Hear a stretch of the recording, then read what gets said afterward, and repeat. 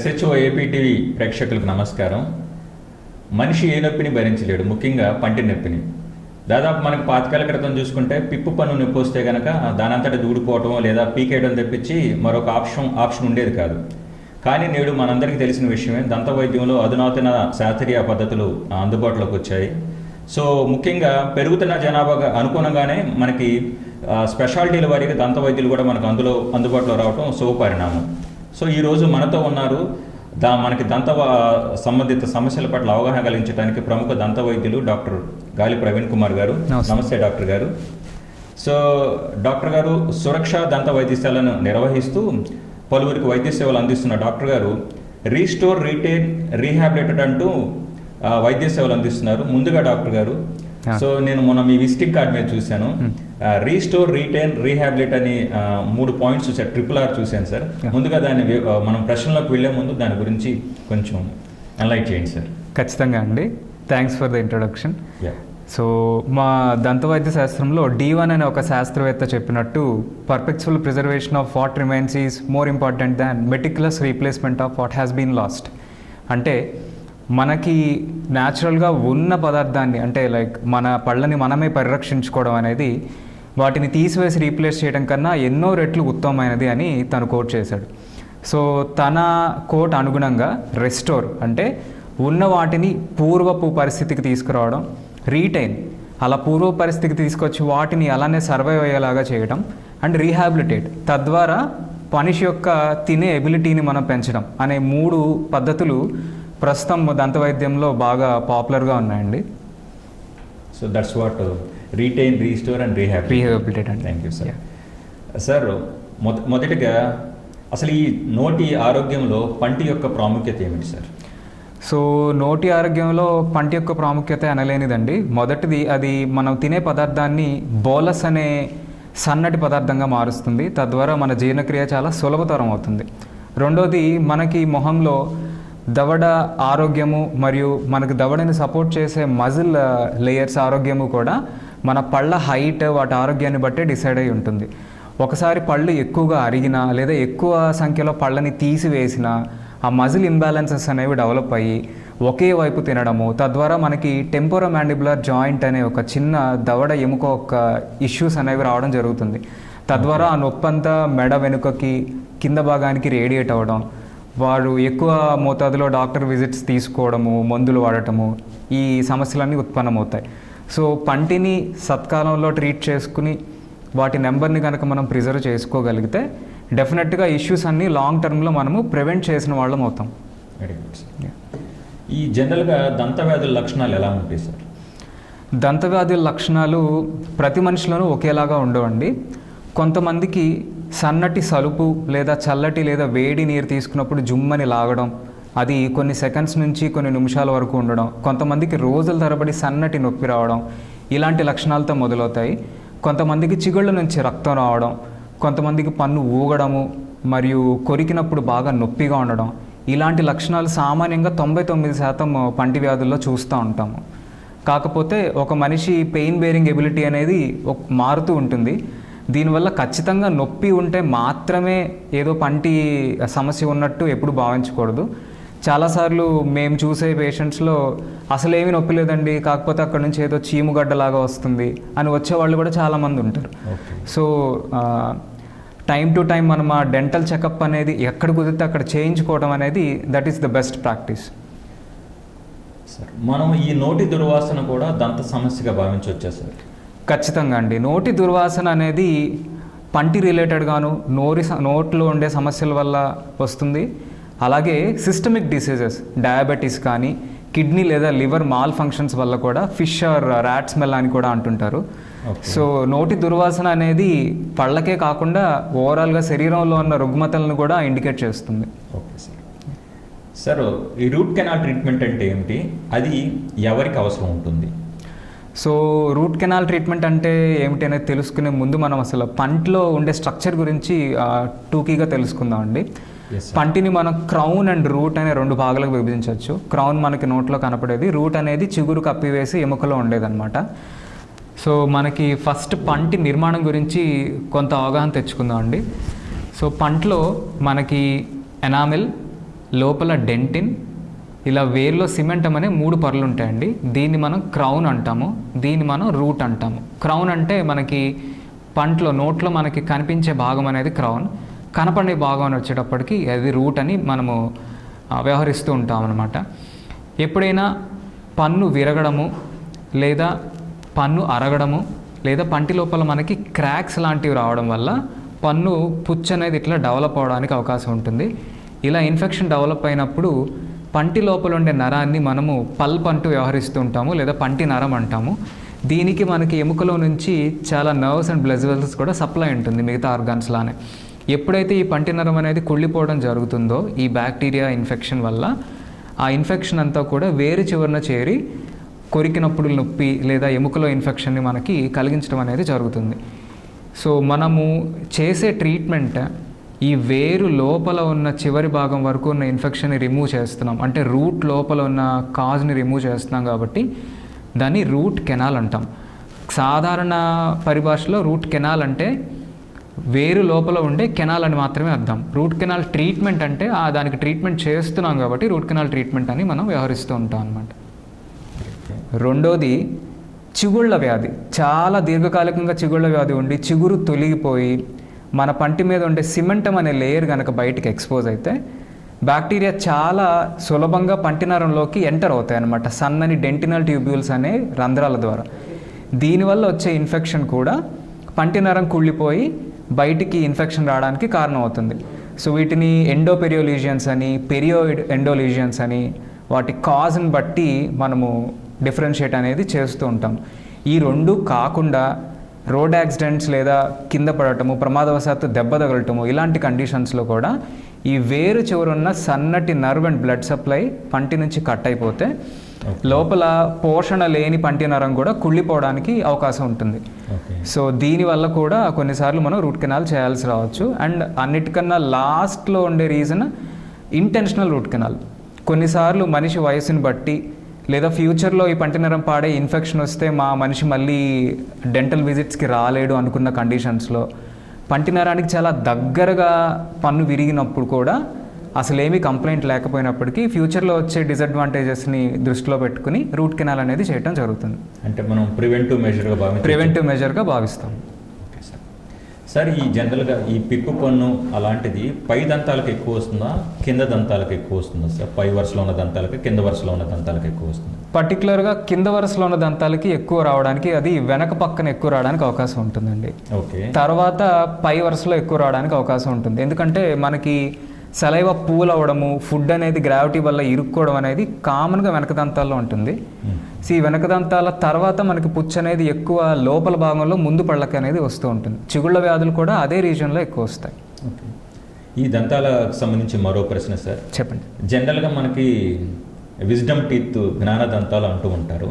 అవి జ్ఞాన దంతాలు కొంతమందికి ఇబ్బంది కలిగించవచ్చు, కొంతమందికి ఇబ్బంది లేకపోవచ్చు. అసలు జ్ఞానదంతాలతో మనకి నమలడానికి ఏమైనా ఉపయోగం ఉంటుందా, వాటిని తీసివేయవచ్చు సార్? జ్ఞానదంతాలు అనేవి థర్డ్ మోలార్స్ అంటామండి, విజ్డమ్ టీత్ అని కూడా అంటాము ఇంగ్లీష్లో. వాటి రోల్ ఖచ్చితంగా డెంటిస్ట్రీలో ఉందండి. అంటే మనము తినడంలో అవి ఖచ్చితంగా హెల్ప్ చేస్తాయి. కాకపోతే ఏంటంటే మనకి మదర్ నుంచి ఫాదర్ నుంచి డిఫరెంట్ ట్రేట్స్ రావడం వల్ల మనకున్న పంటి సైజు, దాన్ని ఇముడ్చుకోగలిగే జా సైజ్ అనేవి అన్నిసార్లు ప్రపోర్షనేట్గా ఉండవు. అవి ప్రపోర్షనేట్గా ఉన్నప్పుడు చాలామందిలో జ్ఞానదంతాల మీద కూడా చక్కగా ఫుడ్ అది తీసుకుంటారు, జాగ్రత్తగానే ఉండడానికి అవకాశం ఉంటుంది.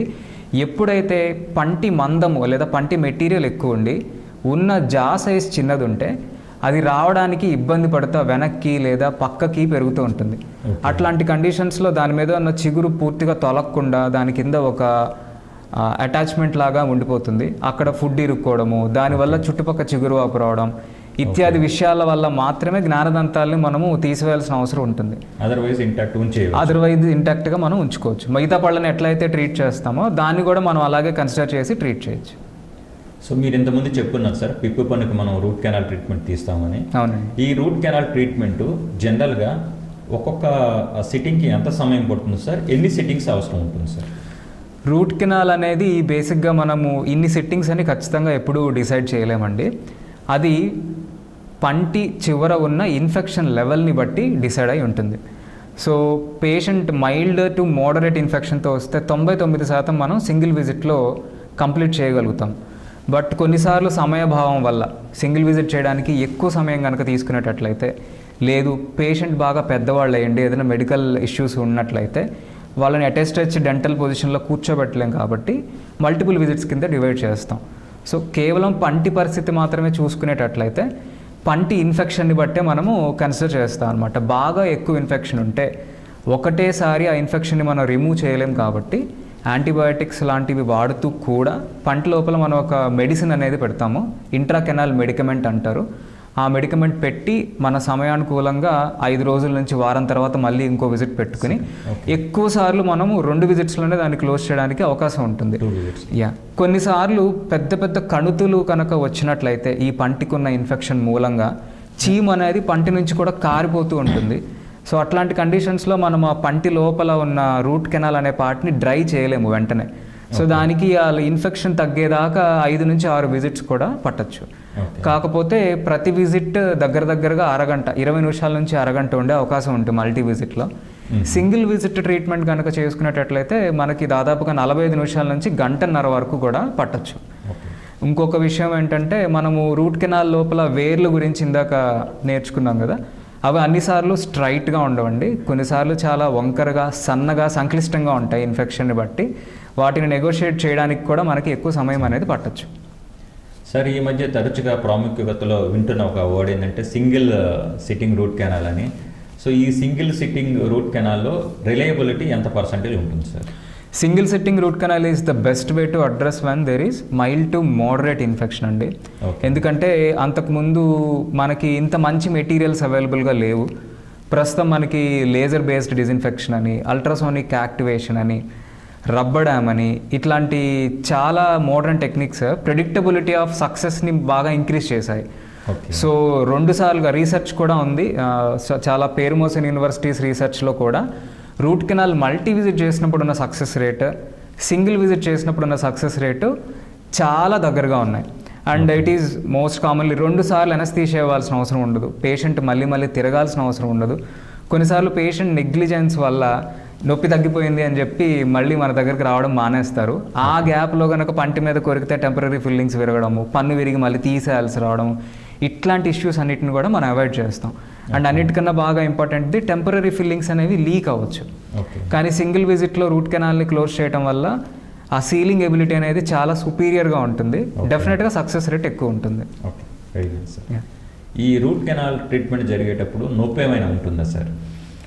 ఇది చాలా టిపికల్ క్వశ్చన్ అండి. బట్ కరెంట్ డెంటిస్ట్రీలో మనకి ఆర్టికెన్ అని, లాంగ్ యాక్టింగ్ అనస్థీషియా ఏజెంట్స్ అని, సో మంచి ఇన్ఫిల్ట్రేషన్ టెక్నిక్స్ అన్నీ కూడా ఉన్నాయండి. సో ఫస్ట్ ఆఫ్ ఆల్ ప్రాపర్గా మత్తు ఇవ్వడం ద్వారా 95% నొప్పిని మనం పూర్తిగా తగ్గిస్తాము పేషెంట్కి వర్క్ చేసేటప్పుడు. ఒకవేళ పేషెంట్ అన్బేరబుల్ పెయిన్తో వస్తే ప్రీ ఆపరేటివ్ అనాల్జీసియా అంటే మనం ప్రొసీజర్ చేసే ముందే వాళ్ళకి నొప్పికి సంబంధించిన బిళ్ళలు అవి ఇవ్వడము, అవి చేయడం ద్వారా చాలా వరకు నొప్పిని మనము కంట్రోల్ చేస్తాం. This is a combination therapy అంటారు. కొంతమందిలో టీటీఆర్ ఛానల్స్ అనేవి డెవలప్ అవుతాయండి. When there is severe infection, బాగా ఎక్కువ ఇన్ఫెక్షన్ ఉన్నప్పుడు, లేదా పంటి లోపల నరం విపరీతమైన బ్యాక్టీరియా కంటెంట్కి గురైనప్పుడు మనము ఇచ్చే మత్తు పంటి నరం దాకా రీచ్ అవ్వదు.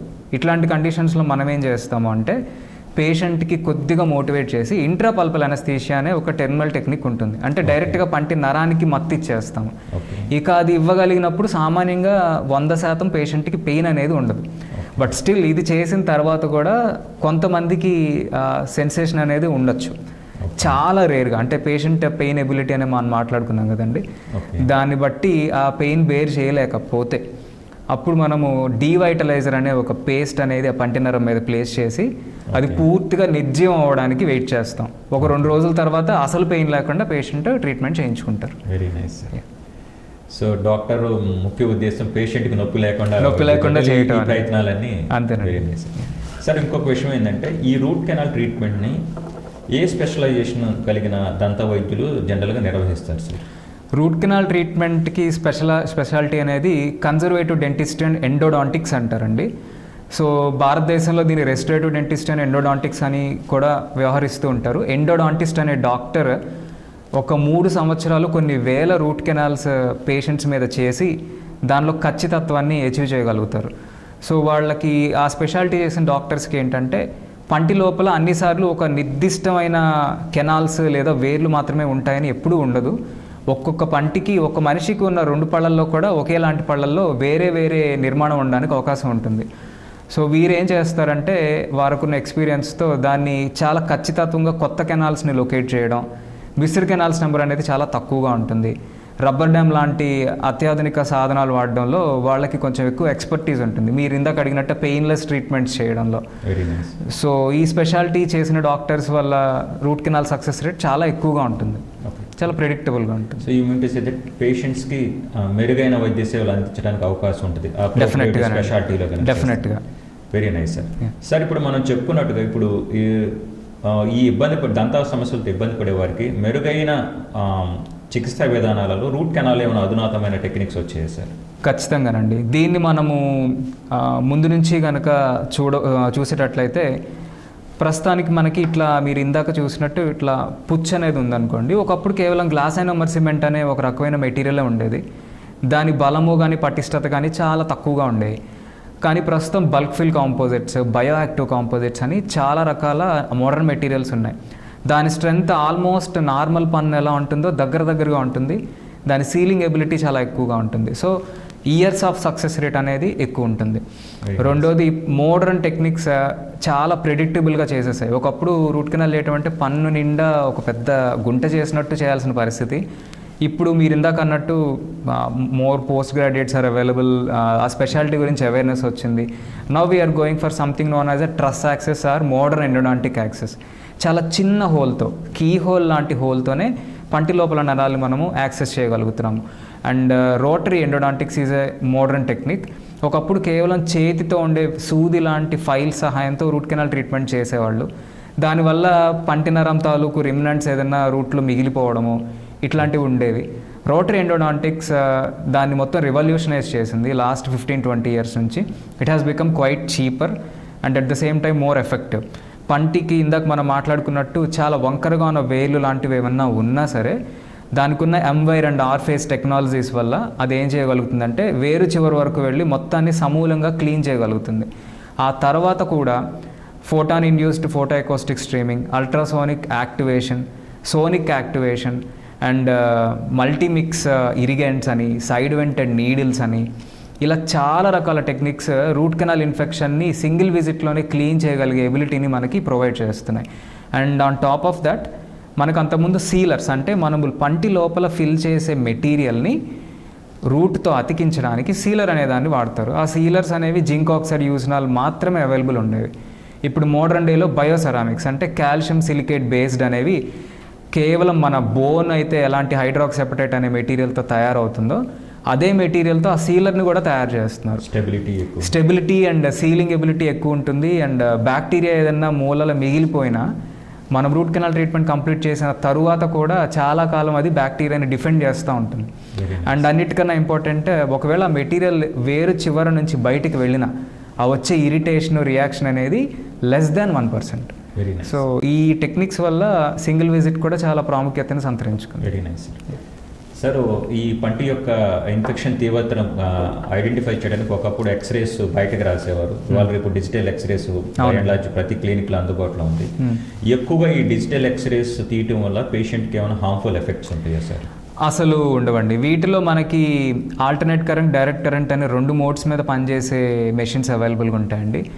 Current dentistry is almost about DC అనమాట. సో దానివల్ల ఆల్మోస్ట్ 1/10 ఆఫ్ రేడియేషన్లోనే పేషెంట్కి మనం ఎక్స్రే తీయడం అనేది జరుగుతుంది. చాలా తక్కువ మోతాదుతో CMOS సెన్సర్స్ అని కొత్త రకం సెన్సర్స్ ఉన్నాయండి ఇప్పుడు డిజిటల్ ఎక్స్రేలో. దానివల్ల పేషెంట్కి అసలు హామ్ అనేది ఏమీ ఉండదు. స్టిల్ ఎవరైనా పేషెంట్ రేడియేషన్ ప్రోన్ కనుక ఉంటారు, సపోజ్ లైక్ గర్భిణీ స్త్రీలు, రేడియేషన్ ఇరిటేషన్ అంతకుముందు ఎవరైనా రిపోర్ట్ చేసిన వాళ్ళు ఉంటే వాళ్ళకి మేము ఖచ్చితంగా కూడా protective barriers, thyroid collar and full vest అనేది ప్లేస్ చేసి తీయడం అనేది జరుగుతుంది. అండ్ మనిషి మహా అయితే జీవితకాలంలో 2 లేదా 3 సార్లు మాత్రమే డెంటిస్ట్ దగ్గరకు వస్తాడు. ఆన్ యావరేజ్ ఒక 8 నుంచి 10 ఎక్స్రేస్ తీయించుకుంటారు. సో అది అసలు రేడియేషన్ కన్సిడర్ చేయాల్సిన ఎఫెక్ట్ అనేది ఏమీ ఉండదండి. Extremely safe. Very nice. Sir ప్రతి వైద్య చికిత్సలో ప్రోస్ అండ్ కాన్స్ ఉంటాయండి. ఈ రూట్ కెనాల్ ట్రీట్మెంట్ వల్ల ఏమన్నా సైడ్ ఎఫెక్ట్స్ ఉంటాయా? రూట్ కెనాల్ ట్రీట్మెంట్స్ వల్ల సైడ్ ఎఫెక్ట్స్ అనేవి అయితే ఖచ్చితంగా ఉండవనే చెప్తానండి నేను. బట్ శాస్త్రీయ పరంగా దాన్ని ఫ్లేరప్స్ అని వ్యవహరిస్తాం. కొన్నిసార్లు ఏం జరగచ్చు, మనము రూట్ కెనాల్ ట్రీట్మెంట్ చేస్తున్నప్పుడు ఫైల్ మనము లోపలికి బయటికి తీస్తున్న క్రమంలో ఆల్రెడీ బయట ఉన్న ఇన్ఫెక్షన్ డిస్టర్బ్ అవ్వచ్చు. సో డిస్టర్బ్ అయిన క్రమంలో పేషెంట్కి ఇంటికి వెళ్ళిన తర్వాత కొద్దిపాటి వాపు రావచ్చు. ఆ వాపు అనేది కేవలం అక్కడ ఉన్న ఇన్ఫెక్షన్ డిస్టర్బ్ అవడం వల్ల తప్ప రూట్ కెనాల్ వల్ల సైడ్ ఎఫెక్ట్స్ అని మనము అనుకోలేము. But it is 100% curable. దానికి తగ్గట్టుగా డ్రైనేజ్ అది చేసుకోవచ్చు, ఆ నొప్పి తగ్గేలాగా చేయొచ్చు, మళ్ళీ అదేవిధంగా రూట్ కెనాల్ కంటిన్యూ చేయొచ్చు. చాలా తక్కువ కండిషన్స్లో వేరు సంక్లిష్ట నిర్మాణం వల్ల మనం వాడే ఇన్స్ట్రుమెంట్ ఏదైనా లోపల ఫ్రాక్చర్ అయ్యే అవకాశం ఉంది. మెకానికల్ ఫెయిల్యూర్ అనేది డెఫినెట్గా ఎలాంటి మెటల్కి అయినా సరే ఉంటుంది. ఆ టార్షన్ దాటగానే ఫైల్ కనుక ఫ్రాక్చర్ అయితే అప్పుడు కొన్నిసార్లు రూట్ కెనాల్ ట్రీట్మెంట్ ఫెయిల్ అవ్వడానికి కూడా కొంత అవకాశం ఉంది. బట్ ఈరోజు డెంటిస్ట్రీలో దాన్ని బైపాస్ చేయడానికి, ప్రాపర్గా సీల్ చేయడానికి కూడా 100% సేఫ్ మెజర్స్ ఉన్నాయి. ఇవి రెండు జరిగాయి కాబట్టి ఖచ్చితంగా రూట్ కెనాల్ ఫెయిల్ అవుతుంది, పన్ను పీకించుకోవాలని అవసరం ఏమీ ఉండదు. ఎక్కువ కండిషన్స్ అనేవి ఎలిమినేట్ చేయగలుగుతున్నాము. కొంతమందికి ఒక అపోహ ఉండొచ్చు, రూట్ కెనాల్ ట్రీట్మెంట్ చేయించుకున్న తర్వాత కూడా చాలాసార్లు నొప్పి తగ్గలేదు, ఆ తర్వాత 2-3 ఏళ్ల తర్వాత కూడా మళ్ళీ పీకించేసుకున్నాము. ఇవి ఎప్పుడు జరుగుతాయి? మనం ఏదైనా ఎడిషనల్ కెనాల్స్ని మిస్ చేయడం వల్ల, లేకపోతే సమూలంగా పంటి నరాన్ని తీసివేయలేకపోవడం వల్ల, ఇట్లాంటి విషయాల వల్ల ఆ ఇన్ఫెక్షన్ ఉండొచ్చు. బట్ అప్పుడు కూడా మీరు పన్ను పీకించుకోవాల్సిన అవసరం ఉండదు. రూట్ కెనాల్ అని ఆల్రెడీ జరిగిన రూట్ కెనాల్ని మళ్ళీ రెండోసారి చేసి దాని సక్సెస్ పెంచవచ్చు. ఇక అది కూడా చేయలేని పరిస్థితిలో అపెసెక్టమీ, పెరియాపికల్ సర్జరీ, ఇంటెన్షనల్ రీప్లాంటేషన్ ఇట్లాంటి టెక్నిక్స్ కూడా అవైలబుల్గా ఉన్నాయి. సో సైడ్ ఎఫెక్ట్స్ అనేవి అయితే వర్రీ అవ్వాల్సింది ఏం లేదండి. దీన్ని inter operative and post operative flare ups కింద మనము కన్సిడర్ చేయొచ్చు. Very nice sir. Root canal జరిగిన పంటికి క్యాప్ కంపల్సరీ వేయించుకోవాలా? ఇది చాలా కామన్గా అడిగే క్వశ్చన్ అండి. దీన్ని మనం ఎలా డిసైడ్ చేయొచ్చు అంటే, తక్కువ మోతాదులో పన్ను డ్యామేజ్ అయింది, 20-25% కన్నా తక్కువ, అది కూడా పంటి పైన ఎక్కువ డ్యామేజ్ అయింది, మనం దానికి క్యాప్ వేయించుకోకుండా కూడా మనం దాన్ని మంచి పర్మనెంట్ ఫిల్లింగ్తో, బల్క్ ఫిల్ కాంపోజిట్స్ అనే ఫిల్లింగ్తో కొద్ది జాగ్రత్తలతో గట్టి పదార్థాలు కొరకుండా జాగ్రత్త తీసుకునేటట్లయితే క్యాప్ పెట్టకుండా కూడా పన్ను 10-15 సంవత్సరాలు సర్వైవ్ అయ్యే అవకాశం ఉంటుంది. ఎప్పుడైతే 25-75% పన్ను డ్యామేజ్ అవుతుందో మనం కన్స్ట్రక్ట్ చేయాల్సిన మెటీరియల్ అనేది ఎక్కువ ఉంటుంది. సో అది తక్కువ పంటి స్ట్రక్చర్ మీద ఎక్కువ లోడ్ మనం పెడుతున్నాం కాబట్టి అది ఫ్రాక్చర్ అయ్యే అవకాశం చాలా ఎక్కువ. ఐదర్ ఫిల్లింగ్ అన్నా ఫ్రాక్చర్ అవ్వచ్చు, లేదా పన్ను అన్నా విరగచ్చు. అందుచేత పన్ను ఎక్కువగా డ్యామేజ్ అయితే ఖచ్చితంగా క్యాప్ పెట్టుకోవాల్సిన అవసరం అనేది ఉంటుంది. కొన్నిసార్లు మనము పంటి స్ట్రక్చర్ అంతా కూడా చాలా బల్కీగా ఉండి పూర్తిగా పన్ను అరగదీయకుండా ఓవర్లే, ఆన్లే అనే 2 పద్ధతుల ద్వారా జస్ట్ మనం ఇప్పుడు ఎలా అయితే టోపీ పెట్టుకుంటామో అలానే పంటి మీద కూడా ఒక చిన్న టోపీ లాంటి లేయర్ మనం యాడ్ చేయొచ్చు. అది కూడా పూర్తిగా మనం పంటిని అరగదీసి చుట్టుపక్కల క్యాప్ పెట్టాల్సిన అవసరాన్ని తగ్గిస్తుంది. అలా కాకుండా ముందు పళ్ళకి రూట్ కెనాల్, ఇందాక మనం మాట్లాడుకున్నప్పుడు రోడ్ యాక్సిడెంట్స్ అట్లాంటివి జరిగితే కూడా కొంతమందికి రూట్ కెనాల్ చేయాల్సి వస్తుంది. అట్లాంటి కండిషన్స్లో పన్ను ఏదో కొద్దిగా విరిగితే దాన్ని పోస్ట్ అండ్ కోర్ అనే పద్ధతిలో సిమెంట్తోనే ఫిల్ చేసి వదిలేయచ్చు, లేదా ఇంటెన్షనల్గా రూట్ కెనాల్ చేయాల్సి వచ్చింది ఏదైనా సెన్సిటివిటీ వేరే విషయాల వల్ల. అట్లాంటి వాటికి కూడా అసలు క్యాప్ అనేది పెట్టాల్సిన అవసరం లేదు. అండ్ పర్టికులర్గా ముందు పళ్ళకి కింద దవడలో అది కేవలం ఇట్లాంటి చిగురు ఇష్యూస్ వల్ల కనుక మనం రూట్ కెనాల్ చేస్తే దానికి ఉన్న పన్నే చాలా సన్నగా ఉంటుంది. అలాంటివి అరగదీసి క్యాప్ పెట్టడం అనేది పంటిని ఇంకా డ్యామేజ్ చేస్తుంది. So it is all selective, పేషెంట్ని బట్టి కూడా డిపెండెన్సీ అనేది ఉంటుంది. సార్ అసలు ఇప్పుడు ఈ క్యాప్స్ అనంతనే మల్టిపుల్ ఆప్షన్స్ ఉంటాయి. ఈ క్యాప్స్లో ఉన్న రకాలు ఏంటి, వాటి వివరాలు కొంచెం తెలియజేయండి సార్. వీటిని మనం టెంపరీ అండ్ పర్మనెంట్ క్యాప్స్ కింద కన్సిడర్ చేయొచ్చండి. టెంపరీ క్యాప్స్లో మనకి PMMA based, resin based, acrylic based ఇట్లాంటి వేరియంట్స్ అవైలబుల్గా ఉంటాయి. ఎవరికైతే పన్ను చాలా కదలిక ఉంటుందో, రూట్ కెనాల్ చేసిన తర్వాత కూడా దాన్ని మనం ఎక్కువ లోడ్ అది వేయకుండా రీటైన్ చేయాల్సి ఉంటుందో, లేదా కొద్ది కాలం పాటు క్యాప్స్ ఇవ్వాల్సి ఉంటుందో వాళ్ళకి టెంపరీ క్యాప్స్ అనేవి ఇవ్వడం జరుగుతుంది. ఈ పర్మనెంట్ క్యాప్స్ అనేవి మనకి 2 రకాలుగా ఉంటాయి, metal based, ceramic based. Metal based క్యాప్స్లో మనకి నికెల్ క్రోమియం అని, క్రోబాల్ట్ క్రోమియం అని చెప్పి, తర్వాత డిఎంఎల్ఎస్ అని, గోల్డ్ క్రౌన్స్ అని, టైటానియం క్రౌన్స్ అని ఇన్ని వేరియంట్స్ అవైలబుల్గా ఉన్నాయి. ఆ తర్వాత సెరామిక్ బేస్డ్లో మెటల్ బేస్డ్ సెరామిక్ అని, అంటే లోపల మెటల్ ఉండి పైన పింగాణి కోటింగ్ వచ్చే వెరైటీ ఆల్ సెరామిక్ అని, అందులో కూడా మనకి లేయర్డ్ అని, మోనోలిత్ అని, బ్రక్స్ కేర్ అని, బ్రక్సిర్ అని, ఇలా చాలా రకాల బ్రాండ్స్ ఉన్నాయండి, లిథియం డైసిలికేట్ అని. సో వీటిని మనం ఎలా డిసైడ్ చేస్తామనేది ప్రతి పేషెంట్కి కూడా మారుతూ ఉంటుందండి. సపోజ్ ఇప్పుడు ఓల్డ్ ఏజ్లో క్యాప్ పెట్టించుకోవడానికి వచ్చి లుక్ వైజ్ మనకు అంత ఇంపార్టెన్స్ లేదు, విపరీతంగా పళ్ళు అరిగిపోయి ఉన్నాయి, అలాంటి వాళ్ళకి క్యాప్స్ ఇచ్చినప్పుడు పింగాణి ఈజీగా బ్రేక్ అయిపోతుంది. పంటి స్ట్రక్చర్ చాలా పల్చగా తక్కువ హైట్తో ఉంది, అట్లాంటి వాళ్ళకి కూడా సెరామిక్ క్యాప్స్ అనేవి ఎక్కువ రిటర్న్ అవ్వడానికి అవకాశం లేదు. సో అలా కాకుండా మెటల్ అలర్జీస్ ఉన్నాయి, లేదా వాళ్ళు నవ్వినప్పుడు ఆ పన్ను కనపడుతుంది, సో సెన్సిటివిటీ ఇష్యూస్ ఉన్నాయి, అంటే నోట్లో మనకి పాతకాలంలో పెట్టినట్టు సిల్వర్ అమాల్గమ్ ఫిల్లింగ్స్, లేదా వేరే మెటల్తో తయారు చేసిన క్యాప్స్ ఉన్నాయి. మనం చిన్నప్పుడు చదువుకుని ఉంటాము ఎలక్ట్రోలైటిక్ డిశ్చార్జ్ అంటారు. సో 2 డిస్సిమిలర్ మెటల్స్ ఉండటం వల్ల కూడా వాళ్ళకి ఏదో రకమైన టేస్ట్ సెన్సేషన్ అనేది వస్తూ ఉంటుంది. సో వీటన్నిటిని కన్సిడర్ చేసి ఒక 2-3 రకాల క్యాప్స్ ఆప్షన్స్ అనేవి మనం పేషెంట్కి చెప్పడం జరుగుతుంది అనమాట. సో ఒక క్యాప్ ప్రతి మనిషికి సూట్ కాదు, కస్టమైజ్డ్ ఆప్షన్ అండి. Very nice sir. జనరల్గా ఇంకొకటి ఏంటంటే దంత వైద్యంలోకి వచ్చేసరికి మధ్యతరగతి వాళ్ళకి, దిగువ మధ్యతరగతి వాళ్ళకి కామన్గా కలిగే డౌట్ ఏంటంటే అసలు ఈ రూట్ కెనాల్కి ఎంత ఖర్చు అవుతుంది, తర్వాత పెట్టే క్యాప్కి ఎంత ఖర్చు అవుతుంది, ఇది అందుబాటులో ఉందా సామాన్య ప్రజలకి? మంచి క్వశ్చన్ అడిగారండి.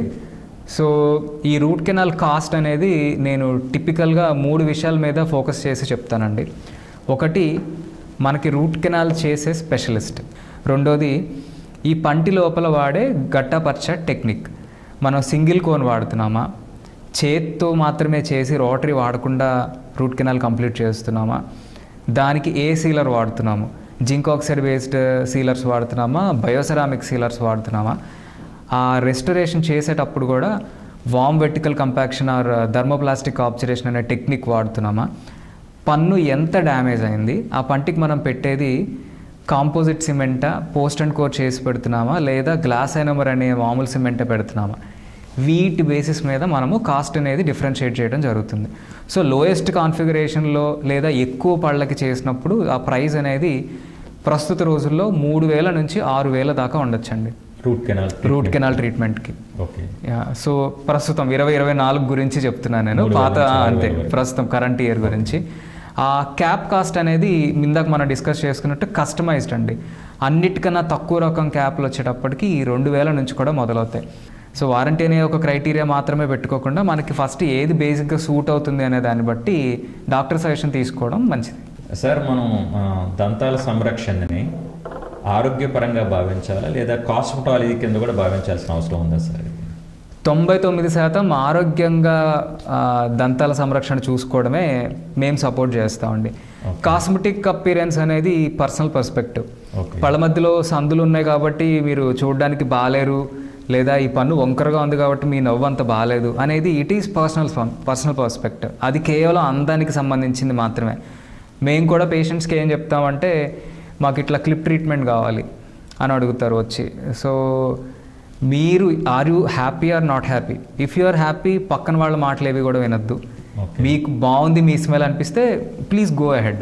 మమ్మల్ని అడిగితే ఖచ్చితంగా చాలా రకాల డిఫెక్ట్స్ కనపడతాయి, వంకరగా ఉందని అదని ఇదని. బట్ ఫంక్షనాలిటీ వైజ్ ఎట్లా పళ్ళు వంకరగా క్రూకుడ్గా ఉన్నాయి, లేదా ఒక పన్ను లోనికి పెరుగుంది, లేదా ఒక పన్ను బాగా ఇన్ఫెక్ట్ అయింది, ఇట్లాంటి రీజన్స్ వల్ల మన తినే ఎబిలిటీ, అక్కడ పన్ను సర్వైవ్ అయ్యే ఎబిలిటీ, ఫర్దర్గా మీ హెల్త్ ఇవన్నీ కూడా పాడవుతూ ఉంటాయి.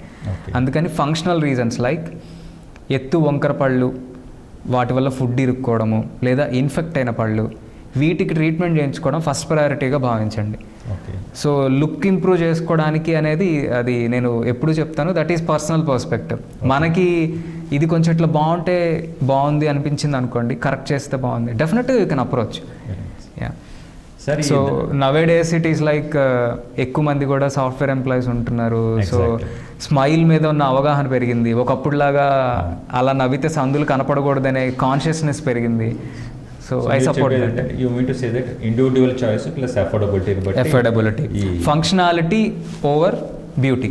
Very nice. So ante sir, ఇంకొక ముఖ్యమైన ప్రశ్న సార్, ఈ దంత సమస్యల నివారణకు కానీ లేదా దంత సమస్యలు వచ్చినప్పుడు తొందరగా రికవర్ అవడానికి కానీ oral hygiene at the same time immunity, వీటి పాత్ర ఎంతవరకు ఉంటుంది సార్?